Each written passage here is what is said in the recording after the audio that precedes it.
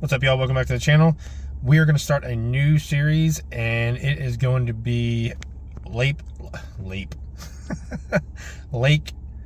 breakdown driven, where I choose, or somebody requests. You can request a lake down here, and I'll get on here on my Omnia Pro, and I'll break it down and show you some good areas, some good spots, some things to look for, whether you're in a kayak, a boat, or even on the bank. If you request a lake and you say you bank fish, I'll make sure I throw in, bank fishing, kayak fishing, boat fishing, pontoon. If you're just going to anchor somewhere, I'll give you, we can go over all that stuff. But it's Nolin Lake. Let's go. We are at Nolin Lake, River Lake, actually. I have never exactly been on this lake. I've fished at this lake, but I've never actually been on the lake on a boat.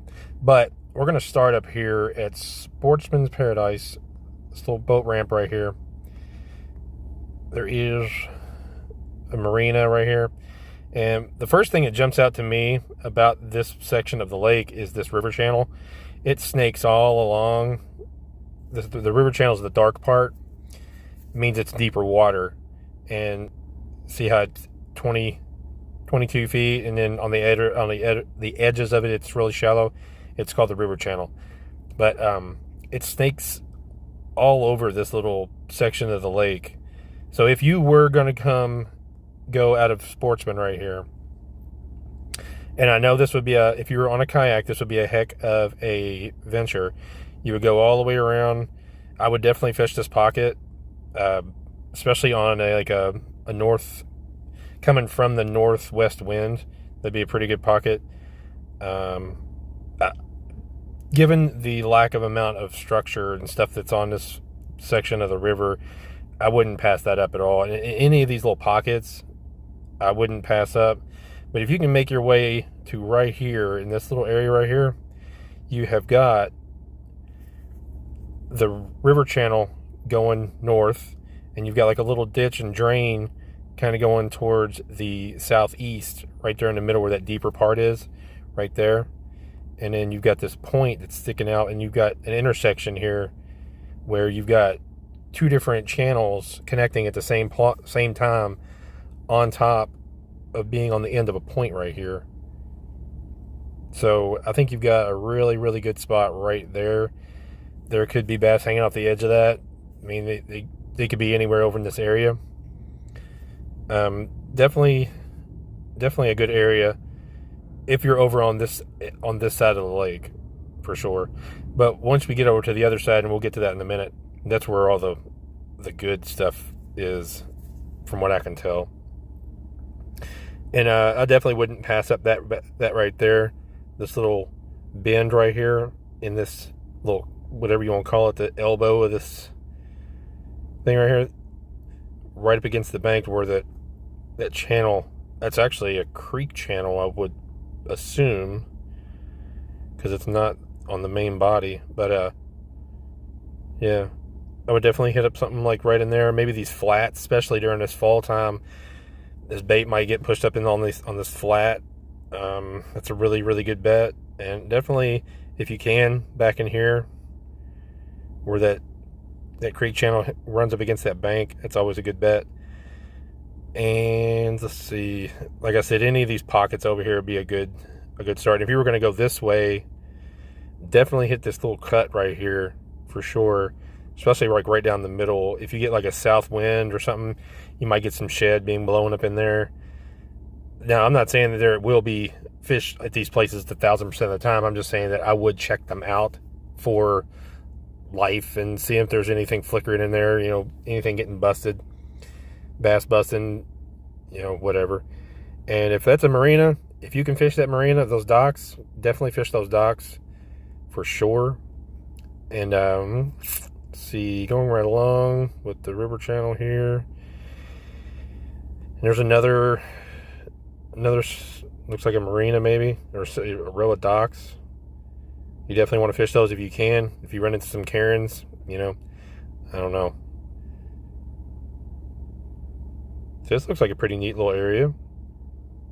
The kind of like that right there. This point right here off the edge of this right there by these docks. I bet that's a high percentage area. I would fish there. This is what I would do if I was going here. I would check these areas. Like, I would do this the day before. And like I said, this is Omnia Pro. So if you so inclined to do so, sign up for Omnia Pro, because it's a really good app. And I'd definitely be hitting up this side of the bank too, especially like right now. I think I would definitely hit up this cove. I know it doesn't look very deep, and it's not, but I would definitely hit it up and see what's in there. Any docks you see is a sure bet. But dude, if you're coming out of Sportsman, which is right here, there's not really a whole lot of stuff over here except for over in this area, and that's a hell of a paddle. If you're paddling, if you're on a boat, it won't be that big of a deal. But I will say, basically what I'm trying to say is, I would not recommend this area very much. I would try to move to the main body. If you are going to go to Nolin, I would launch over here in this area, on the main body. Like, let's find a spot. Like, if you can launch out of that right there, that'd be pretty sweet, because you'd have access to the entire main body of the lake, especially this little section right here. This is pretty juicy looking. You get that creek channel running right towards on the bank, and all these pockets with all the docks in there. This point right here, or this island, I mean, I'm sorry. This islands are always good. And you've got all these undulations. There's a big hump right here where it says 13 right here. And on the edges of it, there's 19 on the right, and then there's 30 on the left. So that's a big hump. That's always a good bet. Let's see what else we got here. That point looks pretty good. That river channel runs right along that point right there. I would definitely be hitting that up. There's another hump right here. And it gets up to 5 foot. Holy crap. Yeah, definitely hit up that hump right there for sure, especially if they turn the water on, or if there's a lot of current going. They'll definitely take advantage of that hump, and this point right here looks really, really good. That's probably the best point on the whole lake. Almost. Yeah, that one right there, I'm definitely hitting that bad boy right there for sure. And you got a lot of other little bitty humps going on here. You got 14, 16 foot, and then surrounding that is, deeper water. That's always a good thing to check out if you can. If you don't have time, just pick a few, check them out, and then go from there. Let's see what else we got. If you're gonna go down into this area, oh, that's neat. That's pretty neat right there. You've got, holy shit, like a lot of stuff going on. Definitely hit that right there for sure. That river channel, and where that shallower water right here in this little area right there would be, there's a lot of good stuff on here.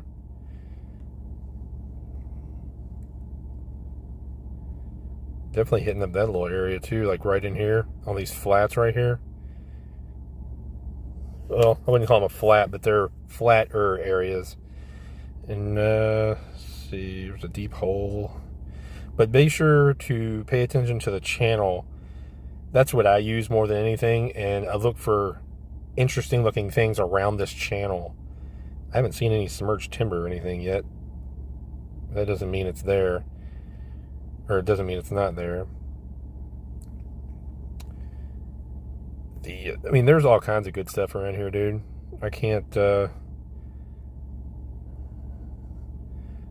like I said, if you're gonna go, definitely you want to be down in these areas down here. There's all kinds of good little stuff. Let's see from the,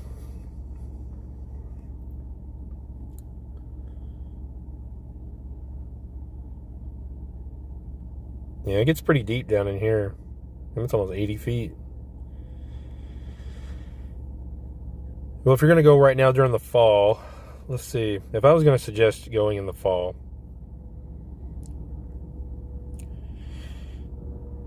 and you're on this end of the lake, I would most definitely follow that river channel until you run into something. You'll eventually run into some shad with some fish on it.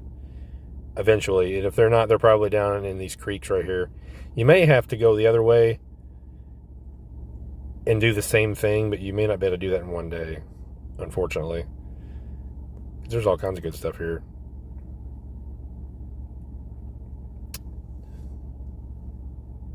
Wax Campground.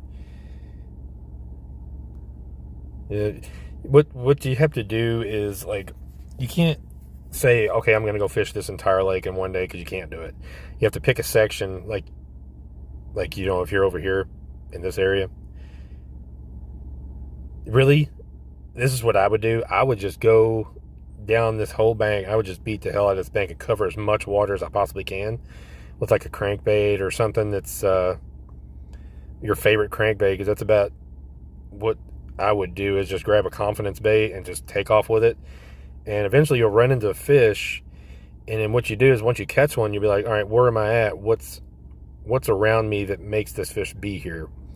So, like, let's just say you were running this bank right here, and you got to this part right here where the 5 and 6 is. Let's say this was a shale bank or dirt bank, and then all of a sudden it transitioned down into this pocket into rock.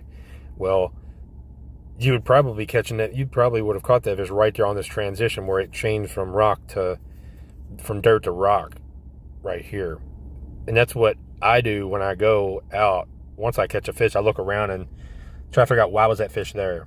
That should be your main thing that you think of when you catch that fish. Like, after you throw it back, you know, enjoy the fish and whatnot, and take pictures or whatever you do with it, measure it, weigh it.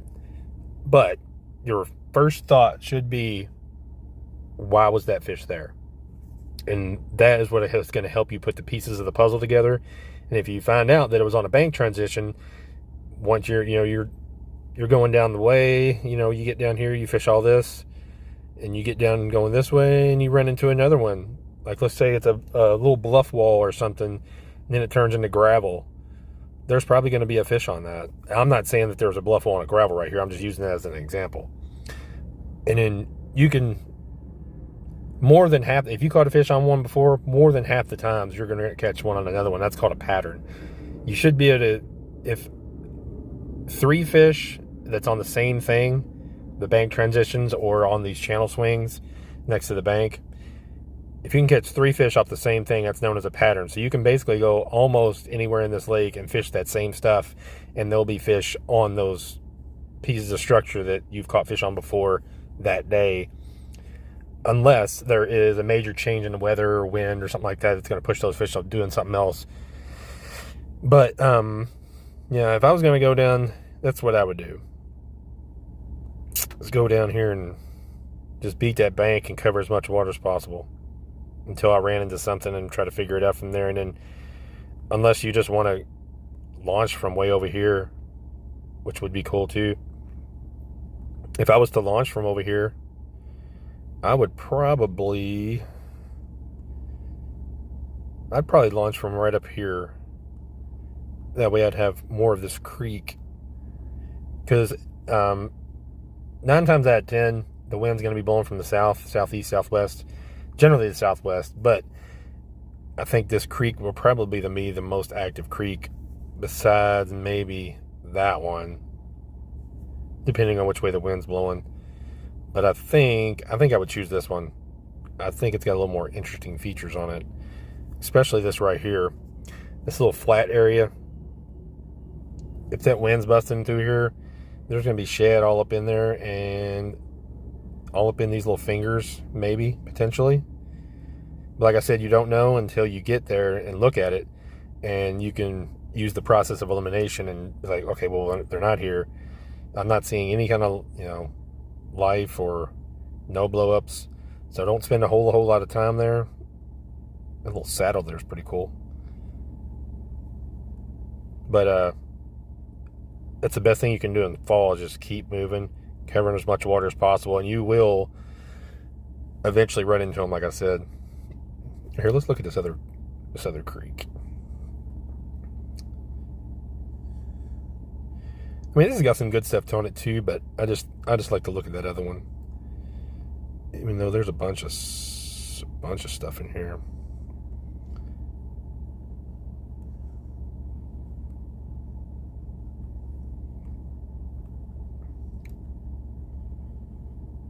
Yeah, I think that other creek looks better. I don't know what that is. Huh.